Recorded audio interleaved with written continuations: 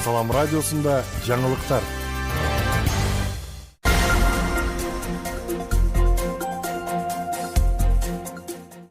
Саламатсыз бардактуу угарман жана көрүүчү, эфирде жаңылыктар чыгарылышы, аны мен Жасмина Сайдиманова тааныштырам. Өлкөдө жекшембиден тарта туруксуз аба ырайы күтүлүүдө.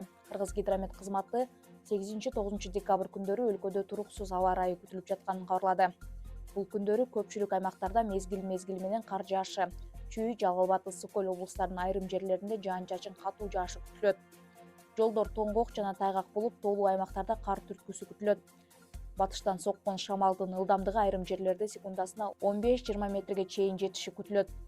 8-11 декабрь күндөрү абанын температурасы акырындык менен төмөндөп, Ош, Жалал Абад, Баткен облустарынын өрөөндөрүндө түнкүсүн -6, -11, күндүз -1, -6, өлкөнүн тоо этектериндеги райондорунда түнкүсүн -13, -18, күндүз -5, -10, тоолуу райондордо түнкүсүн -22, -27 градус суук, күндүз -13, -18, бийик тоолуу райондорунда түнкүсүн -30, -35, күндүз -14, -19 градуска чейин төмөндөйт. Мындай туруксуз аба ырайы автоунаа, энергетика жана коммуналдык кызматтардын ишин жана жайыттарда мал кармоону кыйындатат.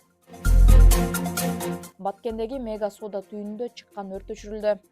Бүгүн 6 декабрда саат 6:04 чамасында Баткен шаарында жайгашкан мега соода түйүнүндө өрт чыкты. Өзгөчө кырдаалдар министринен билдиришкенде, өрттү өчүрүүгө жалпы 4 күчүрмөн эсеп тартылып, жеринде Ички иштер министрлиги жана тез жардам кызматы жумуш алып барды. Өрт саат 9:10 толугу менен өчүрүлдү. Өрттүн аянты болжол менен 2100 чарчы метрге жеткен. Учурда өрттүн келип чыгуу себептери жана материалдык чыгымдар такталып жатат. Кырсыктан адам өмүрүнө коркунуч келген жок. Адамжайда жугуштуу оорулар боюнча түшүндүрүү иштери жүрүп жатат. Баткен райондор аралык санаптык көзөмөл борборунан кабарлашкандай, Кадамжайдын Совет айылында жайгашкан билим берүү мекемелерде жана балдар бакчасында жугуштуу оорулардын алдын алуу максатында түшүндүрүү иштери жүргүзүлдү. Дарыгерлер, мугалим, тарбиячы жана окуучуларга сарык, эхинококк, бруцеллез жана АИФ инфекциясынын кесепеттери, жугуу жолдору боюнча маалымат беришти. Жолугушуу суроо жооп иретинде өткөрүлүп, ар тараптуу маалыматтар берилди. Лейлекте прокуратура кызматкерлери ишкерлер үчүн тегерек стол уюштурду. Бүгүн 6 декабрда Лейлек райондук прокуратурасы Разаков шаарындагы жеке ишкерлер үчүн ишкердик субъектилердин укуктарын коргоо темасында тегерек стол уюштурду.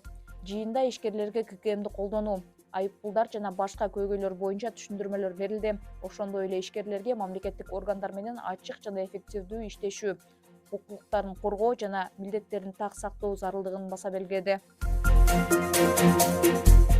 Күндүн маанилүү чыгарылыштары мына ушулар болду. Кийинки эфирден амандашканча саламыңыз түз болсун.